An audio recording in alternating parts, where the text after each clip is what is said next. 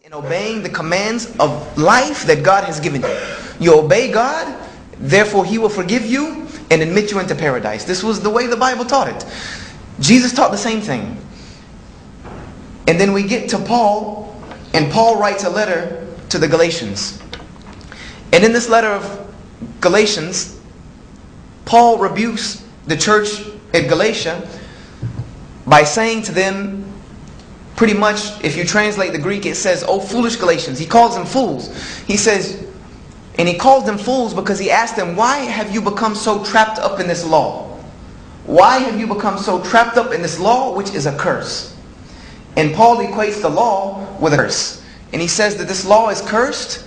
Therefore, Jesus came to free us from this curse by taking the curse upon Himself. And then Paul quotes a verse from the Old Testament where he says, "For surely everything that hangeth on a tree is cursed." Because even Paul himself in the New Testament says that the crucifixion was a stumbling block for the Jews. He says this thing, the crucifixion, is a stumbling block for the Jews. Because the Gentiles would go to the Jews and tell them that the way to salvation is to believe in the crucified Christ.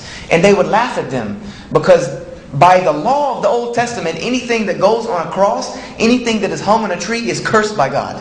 So this was the entire reason that when they were taking Jesus to see what to do with Him, that they were continuing to say crucify Him.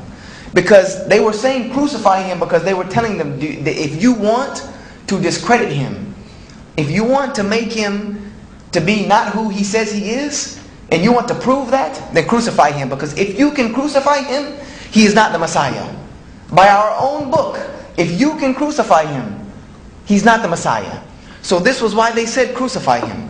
And this, as Muslims, now we know that He was not crucified. Because by God's own law, He could not be crucified if He was the Messiah. And we believe Him as the Messiah. So all these things came into huge conflict with me. This set off a whirlwind of conflict with me. So I was in a frenzy. And I started telling my friend, and he realized that I was in a Christian crisis, as to say. You know, I was in real crisis. So he took me to back to the scholars at Bob Jones, and he also got me in touch with some Bible scholars at the Moody Institute in Chicago, which is one of the biggest evangelical schools in this country, the Moody Institute, which is where I plan to perhaps do my graduate studies after Bob Jones. And they came together and they had, you know, an intervention, as to say, you know, they tried putting, they began to think, because I started to believe that this book cannot be from God. It cannot be from God because there's too much in it that does not make sense. And then I also started to notice the contradictions of the texts. Started reading the text, I started to realize that not only there are contradictions in what the text says, which there are thousands of them, and for sake of time, there's no need to go through them. If you want to know them, there are many books out there that will show you them. Books written by non-Muslims, to say. Bart Ehrman, go to Barnes & Noble, ask for any book by Bart Ehrman, and there'll be plenty of them. He's the head of religion at UNC Chapel Hill, and also a very good friend of mine. He wrote a book called Misquoting Jesus, Who Changed the Bible and Why. The greatest evidence on Bible textual criticism that I've ever seen. Not only did I notice changes in the text, but changes in the way the language was spoken. Because you can tell in Hebrew when God is speaking, because it is an extremely eloquent speech, a speech that is not like any type of human speech. You can tell the difference.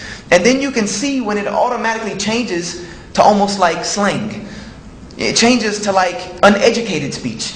So, and it goes back and forth, and you can see this. Someone who knows language, they will see this. You can see this.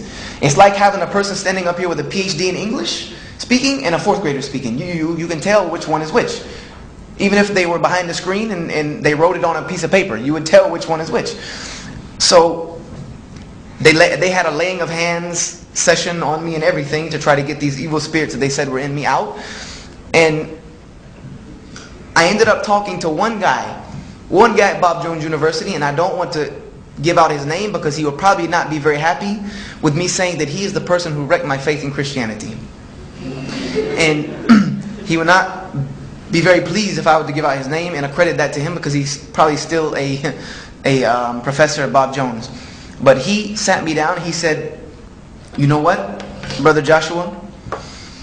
You're seeing all these things that are happening, mistakes, things that don't make sense, things that don't look right. And he said, you're going to see it, and you're going to continue to see it if you continue to read this book. He said, because this book was written by man's hands. And anything that has been touched by man's hands will have fingerprints still left on it. He said, so what happened was, when all these things you see wrong, is that somebody probably just made a mistake. He said the copy of the copy of the copy, the scribe who copied this person, this, so on and so forth, probably one of them made a mistake, and somebody copied his mistake and made his own mistake, and then that person compounded the other person's mistake, and maybe somebody came back and corrected one person's mistake and then added his own. He said, so that's probably what happened, and you have the final product of all of that. And that just, I had to sit down and actually take that for a second, because I was fighting inside myself to try to keep this book at the status that it has always been in my home, the inerrant Word of God. This is how I was taught. Inerrant Word of God without error. Revealed by divine inspiration through men and transcribed onto paper. And I began to realize that this was not the case. So needless to say, and for the sake of time, I left Christianity altogether. I decided that I knew God existed. For that was for sure. I could look around me and tell God existed. That was a no-brainer. I knew God existed. I knew He had a purpose for my life. I knew that there were prophets. I knew all of these people were not remembered so well in history and they did nothing. So I knew there was something behind all of this. I just wanted to find it. So I started studying every religion I could find. I went back to Judaism and studied Judaism, and I found the same thing that Jesus found.